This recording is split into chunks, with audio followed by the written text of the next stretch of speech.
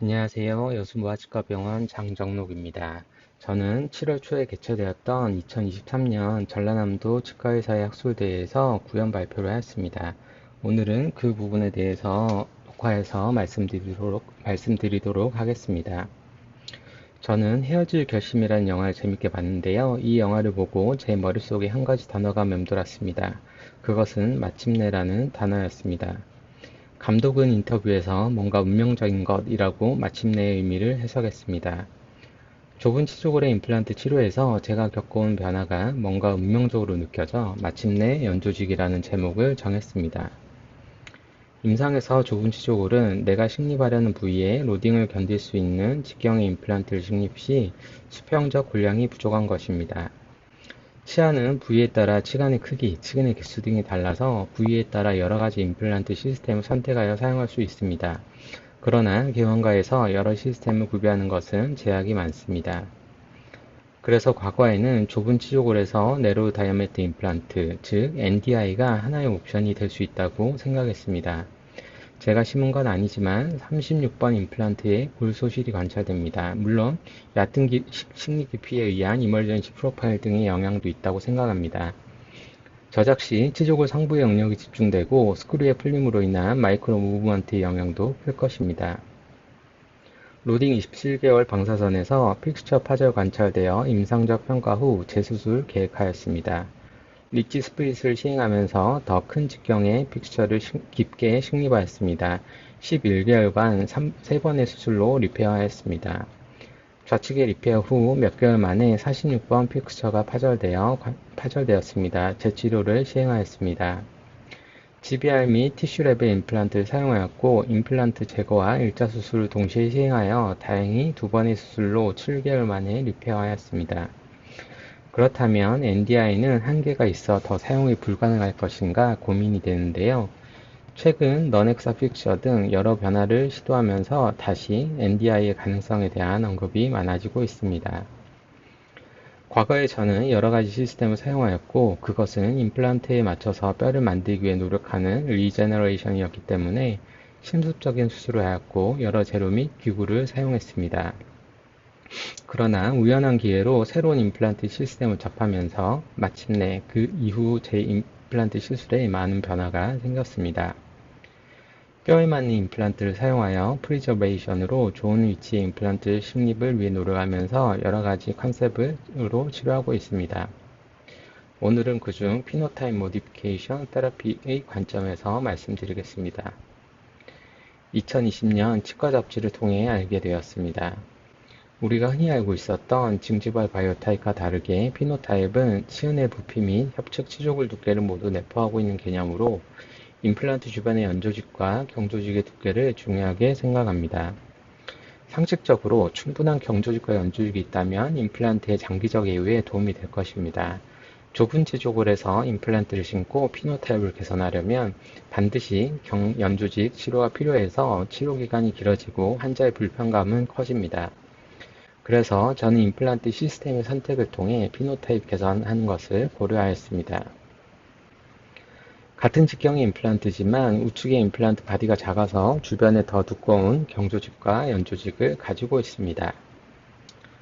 그리고 투피스 임플란트 시스템에서는 보철 제작 과정에서 여러 번의 착탈로 인한 연조직 자극으로 바이올로직 위드스를 확보하기 위하여 보철 후 크레스탈 본 로스 및 포켓이 깊어질 가능성이 있습니다.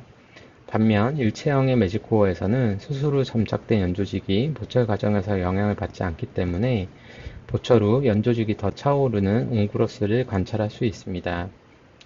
투피스 임플란트와 일체형 임플란트의 보철 후 경조직과 연조직의 비교입니다. 일체형이 더 좋은 결과를 보입니다.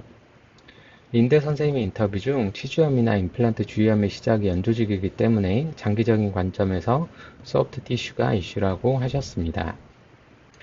임플란트 시술 과정에서 투피스 임플란트는 플랩을 거상하고 삼각나사에 의해 픽세이션 방식으로 식립되면서 치조골에 손상되지만 일체형의 매직코어는 플랩리스로 사각나사의 형태적인 접촉으로 초기 안정을 얻기 때문에 시술 후 투피스 임플란트에서 본 로스가 많이 생길 수 있습니다. 응력 분산에서도 투피스 임플란트는 치조정 부위에 응력이 집중되어 로딩 시 치주 조정의 골이 흡수되면서 픽스처의 파절 가능성은 높아지지만 한 줄의 사각 나사가 하반까지 연결된 매직코어에서는 응력이 분산되어 골질이 개선되는 것을 관찰할 수 있습니다. 경사진 좁은 치조골에서도 다양한 길이의 커프를 가진 매직코어는 고울 이식 없이 최소한의 연조직 처치로 임플란트를 식립할 수 있습니다. 반면에 투피스 임플란트에서는 경조직, 연조직 처치를 동반하여야 합니다. 정리해보면 매직코어는 바디가 작고 사각나사의 핀스레드, 일체형의 커프 장점을 이용해 최소한의 연조직 처치로 임플란트 치료가 가능합니다. 하악 대구치의 발질 케이스입니다. 잇몸에서 피가 난다는 주소로 내원하셨습니다. 방사선상 36번의 골 소실이 관찰되고 불편감이 있었지만 임플란트 치료는 원치 않으셨습니다. 시술 치료 진행하면서 라포가 형성되어 임플란트 식립을 결정하였습니다. CT상 협축의 골소실 및 좁은 치조골이 관찰되고 중등도 이상의 치주 질환으로 치은 및 베스티불의 소실이 관찰되었습니다. 이 상황에서 어떤 임플란트를 선택할지 결정해야 합니다. 임플란트에 맞춰서 뼈를 바꾸려면 여러 번의 시술이 필요하지만 뼈에 맞는 임플란트를 사용한다면 최소한의 처치로 시술이 가능합니다. 2012년 보티첼리의 논문을 보면 임플란트 표면에서 협축 치조골까지의 거리가 작으면 협축 골판의 흡수로 주변 점막이 더 치근다는 수준으로 형성된다고 보고하였습니다. 수술 사진입니다. 조심스럽게 발치를 시행하였습니다. 발치 교정 환자로 인접치의 치축이 좋지 않아 드릴링 중 방사선 사진으로 패스를 확인하였습니다. 발치와의 유과 조직을 이용하기 위하여 설측의 간단한 절개 후 하얀 화살표처럼 유과 조직을 협축으로 이동시켰습니다. 임플란트를 3분의 2 정도 식립하고 고울 이식 후 원하는 깊이까지 임플란트 식립하였습니다.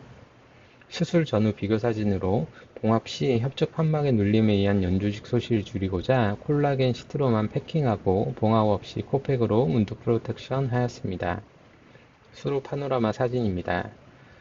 틴티 선생님의 논문에서 XR 단면상 디펙트를 보니 인벨럽 안 또는 밖에 임플란트가 위치되는지를 기준으로 분류하였습니다.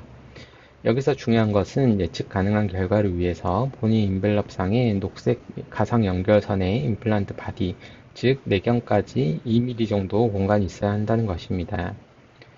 같은 직경의 임플란트지만 매직코어는 내경이 작기 때문에 XR 단면에서 하얀 점선의 협축 가상선까지 거리가 쉽게 확보되지만 내경이 큰 기존 임플란트는 빨간 점선의 가상선까지 고리식을 해야 하므로 광범위한 플랫 거상 및 고리식이 필요합니다. 그리고 발치 전 치아의 측은이 협축으로 위치했었는데 임플란트 식립하면서 치축을 설축으로 교정하여 협축과의 공간이 확보되어 더 예지성 있는 결과를 얻을 수 있었습니다. 수루 교환면 치유 사진입니다. 한 달째 연조직이 잘 치유되었습니다. 측면상에서 치유 변화입니다.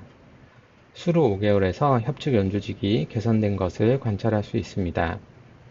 임플란트 식립 전 설측의 간단한 절개 후 협축으로 유과 조직을 밀어내서 이런 결과를 가질 수 있었습니다. 우리가 흔히 알고 있듯 좌측 마이크로 갭이 있는 투피스 임플란트에서는 수직과 수평의 잇몸 비율이 1대 1.5로 유지되지만 매직코어에서는 최소 절개로 잇몸을 들어 올려 점착된 연조직이 보철 시 건드려지지 않기 때문에 수직적으로 잇몸 높이가 유지됩니다. 파노라마 비교 사진입니다. 수루 5개월에서 골질 개선이 관찰됩니다. 술전 CT상에서 협축 유과 조직을 조심스럽게 박리하여 협축으로 들어올려 소프트 티슈 하우징을 형성한 후 소프트 티슈 하우징 내에서 동종골 이식 및 임플란트 식립하였습니다. 분홍색의 화살표 커프 부위에서 연조직이 잘 점착되어 연조직의 문을 잘 닫아주었기 때문에 시간이 지나면서 그 하방의 본은 잘 성숙됩니다. 수루 19개월 파노라마에서 좋은 결과가 관찰됩니다. 광범위한 연조직, 경조직 결손 부위에서 소프트 티슈를 생각하면서 피노타입 개선을 고려한 임플란트 시스템을 선택했기 때문이라고 생각합니다. 경청해 주셔서 감사합니다.